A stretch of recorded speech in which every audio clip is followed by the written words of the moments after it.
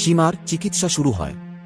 ভোরবেলা নার্সিংহোম থেকে জানানো হয় অপারেশন হয়ে গেছে, কিন্তু রোগীর অবস্থা সম্পর্কে নিশ্চিত কিছু বলা সম্ভব নয় যতক্ষণ না 24 ঘণ্টা কেটে যায়।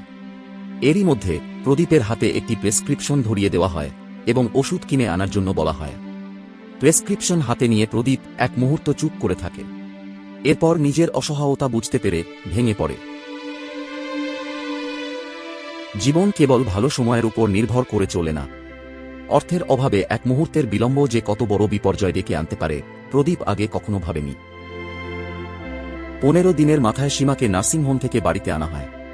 তবে সে পুরোপুরি সুস্থ হয়নি। চিকিৎসার খরচ বহন করা প্রদীপের পক্ষে অসম্ভব হয়ে পড়েছিল।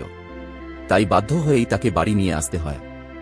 ডাক্তারের পরামর্শ অনুযায়ী সীমাকে আগামী 2 মাস বেডেই থাকতে হবে।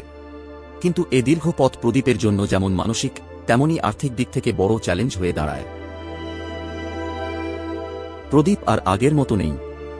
একসময় যে বন্ধুবান্ধব আর আত্মীয় স্বজন পাশে ছিল, তারা এখন সেভাবে খোঁজ রাখে না। রাতেও চোখে ঘুম নেই, মাথার ওপরে বিশাল ঋণের বোঝা, আর সেই বোঝা সামলাতে দোকানঘরটাও বিক্রি করতে হয়েছে। ছেলেকে স্কুলে ভর্তি করার কথা ছিল, কিন্তু সেই সময়ও পেরিয়ে গেছে। সেভাবে ছেলের ভবিষ্যৎ কি হবে।